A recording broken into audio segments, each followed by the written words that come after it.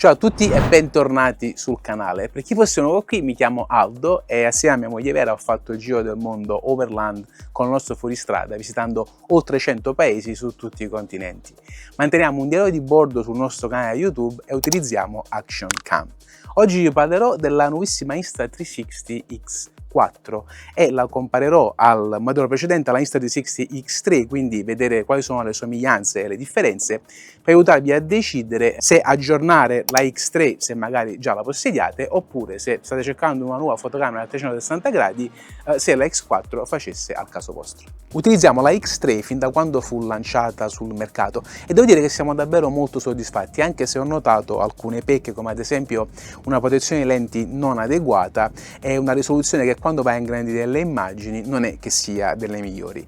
Ho realizzato un video dettagliato e specifico riguardo alla X3 che troverete linkato qui in alto. Voglio ringraziare la Insta360 per averci inviato la X4, però ci tengo a precisare che questo video non è sponsorizzato da loro, non mi hanno pagato per promuovere i loro prodotti. E poi oramai è risaputo fin dalla X2 che Insta360 è leader del mercato e non possiamo andare sui social media e scrollare qualche post che vediamo subito un video realizzato con una fotocamera a 360 gradi che non sia Insta360. Però avendole tutte e due alla mano posso sicuramente fornirvi un quadro più dettagliato e specifico. Ora diamo un'occhiata alle differenze tra queste due fotocamere e poniamole uno a fianco all'altra. Vedremo subito che la X4 è un po' più grande, credo che questo sia dovuto alla batteria che effettivamente è più grande.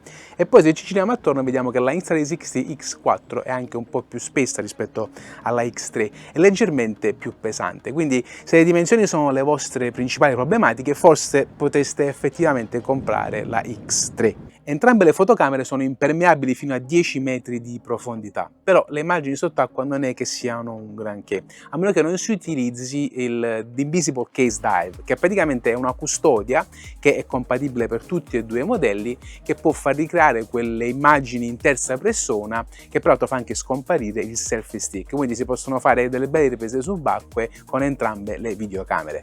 Per quanto riguarda la protezione degli obiettivi, che sono davvero fragili e importanti per una buona qualità delle immagini, adesso la X4 ha la protezione lenti rimovibile, che sono di plastica, quelle fornite nel kit standard, oppure queste qui in vetro temperato, la protezione lenti premium.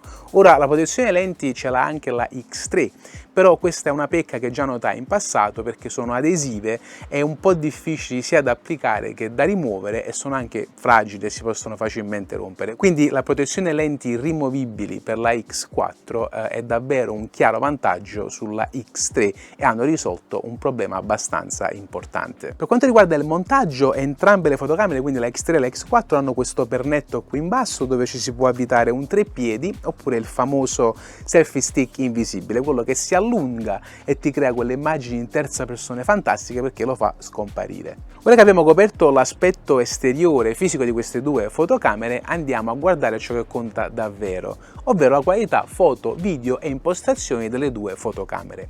Entrambe la X4 e la X3 hanno le stesse modalità, quindi il menu è lo stesso. La modalità più importante, ovvero la modalità video a 360 gradi, sulla X4 è maggiorata con una risoluzione di 8K 30 scatti per secondo, mentre invece la Insta360 X3 offre una modalità video 360 gradi con una risoluzione massima di 5.7K 30 scatti per secondo. Ora, entrambe le risoluzioni sembrano alte, ma in realtà questa risoluzione si applica su tutta l'intera sfera video di 360 gradi, quindi quando andremo a esportare ciò che abbiamo registrato e a ridimensionare le immagini, ecco che con la X4, avendo una risoluzione a 8K, quindi due videocamere da 4K, il video finale sarà con una risoluzione e una qualità più elevata ed effettivo in 4K. Possiamo comunque registrare e esportare dei video in alta qualità con la X3 registrando in 5.7K, solo che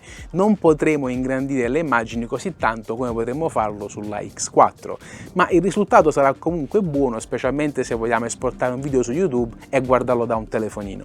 Inoltre c'è da dire che sulla X4 la Insta360 ha fatto davvero un buon lavoro nel regolare i colori, che hanno adesso una tonalità molto più uniforme, e questo aiuterà molto specialmente in quelle scene ad alto contrasto. Ora, quella era la modalità di registrazione normale. Se vogliamo invece registrare al rallentatore, la X4 offre la possibilità di registrare a 5.7K 60 scatti al secondo, mentre invece la X3 anche offre i 60 scatti al secondo, però si ferma sui 4K.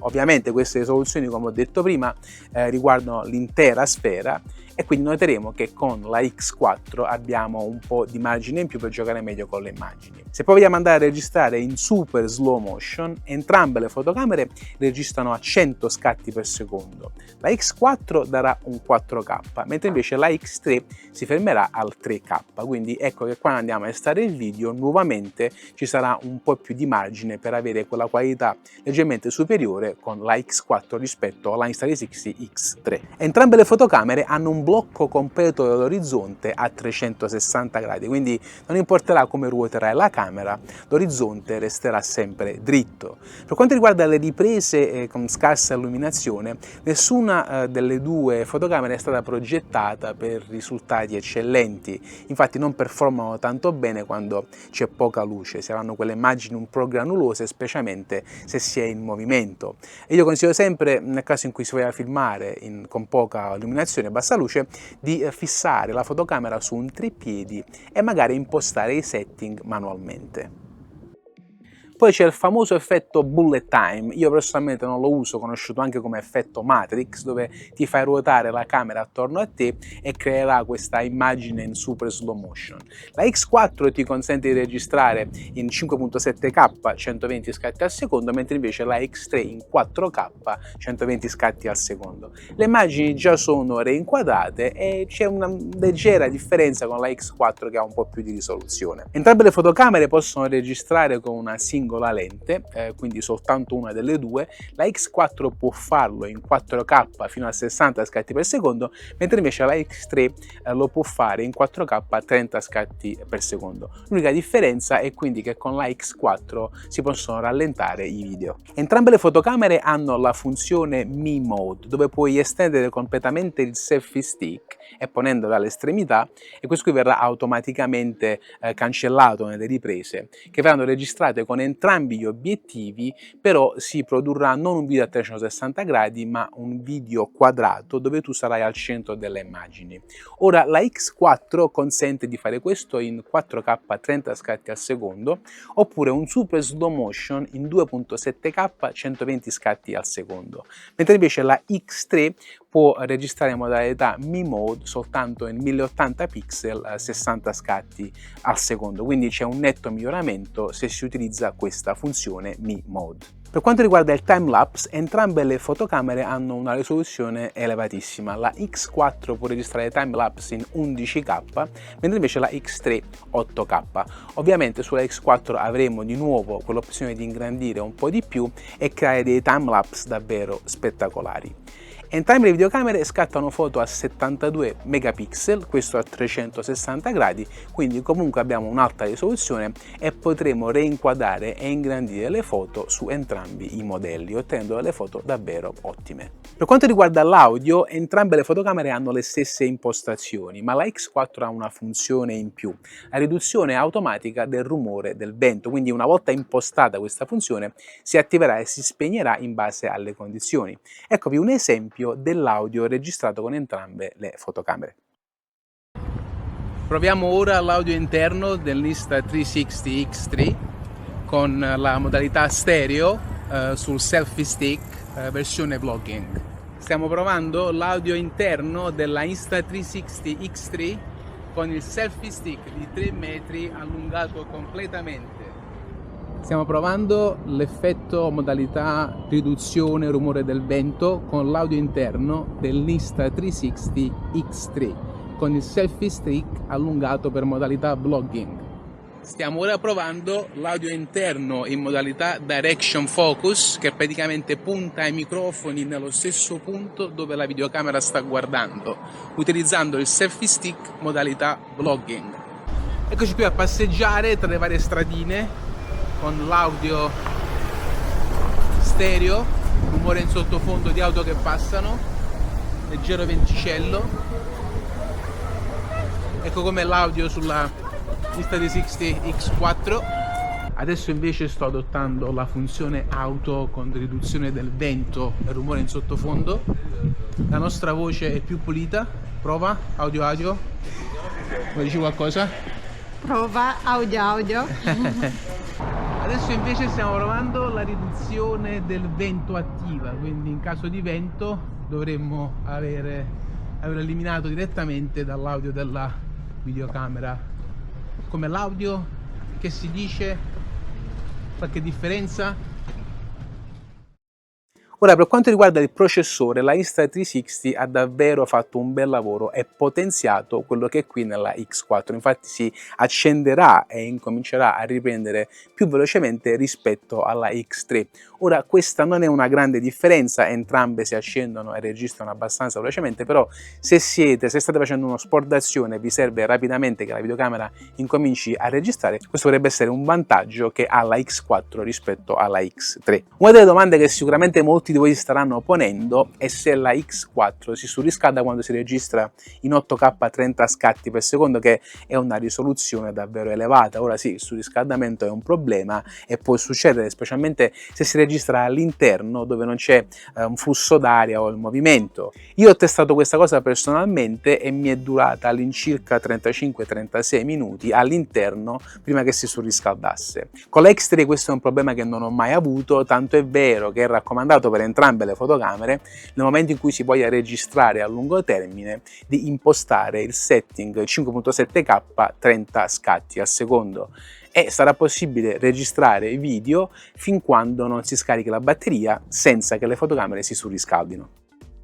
Per quanto riguarda la durata della batteria, la X4 ha una capacità da 2290 mAh contro 1800 mAh della X3, quindi la batteria è più grande e credo questo giustifica anche le dimensioni maggiori della X4. Ovviamente una batteria più grande significa anche una durata di registrazione più lunga, infatti la X4 può registrare in 8K 30 scatti al secondo fino a 70 minuti, mentre invece in 5.K 30 scatti al secondo fino a 135 minuti, contrariamente alla X3 che in 5.K 30 scatti al secondo registrerà fino a 80 minuti. Un'altra piccola differenza che ho notato e ho pensato di menzionare riguarda chi volesse gratificarsi istantaneamente. È possibile vedere i timelapse direttamente sul display sulla X4, mentre invece nella X3 bisognerà scaricarlo sull'app oppure vederlo dal software studio.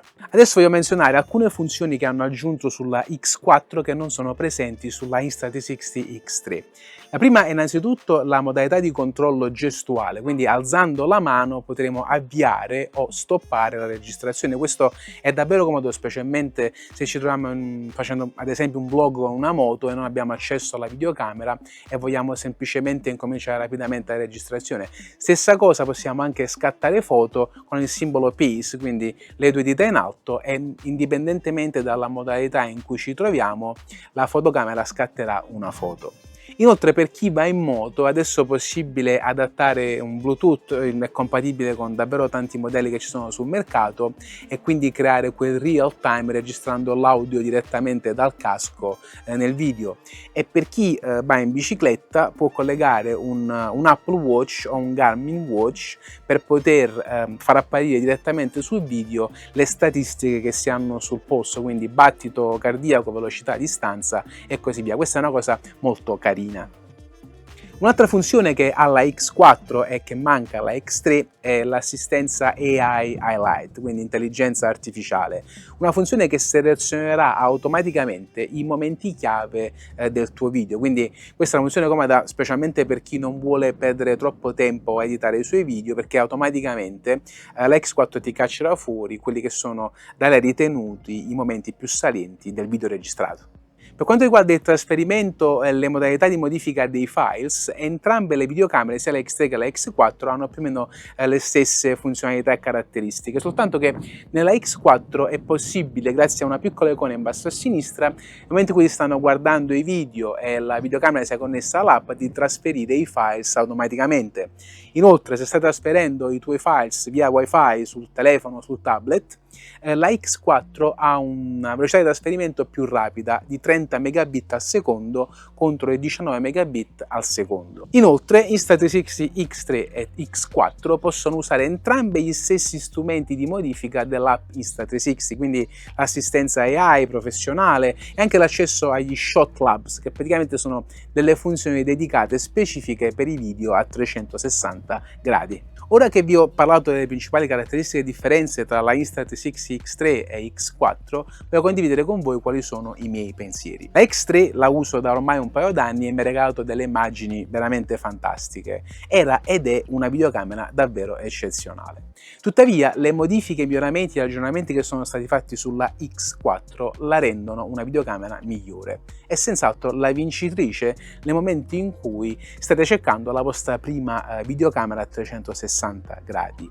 Se non potete permettervi la X4, comunque la X3 è una valida alternativa che vi potrà regalare delle immagini bellissime. Ora, se avete già la X3 e vale la pena fare l'aggiornamento per la X4? Beh, questo è una cosa che dovete decidere voi in base alle vostre possibilità economiche e soprattutto in quanto effettivamente usiate una videocamera a 360 gradi. Qualsiasi videocamera deciderai di comprare, sono sicuro che ne resterai felice. Dopo aver fatto questo confronto, beh, la X4 secondo me è la chiara vincitrice, ma comunque spero di averti chiarito le idee avendole comparate entrambe. In basso in descrizione troverai un link con coupon e sconti nel caso in cui tu voglia acquistare una di queste videocamere, che innanzitutto grazie perché darà una mano al canale, ma ti darà accesso a sconti maggiorati o ad accessori gratis, quindi dacci un occhio. Grazie a tutti per la visione, divertitevi con la vostra nuova videocamera a 360 gradi, uscite, siate creativi e noi ci vediamo al prossimo video.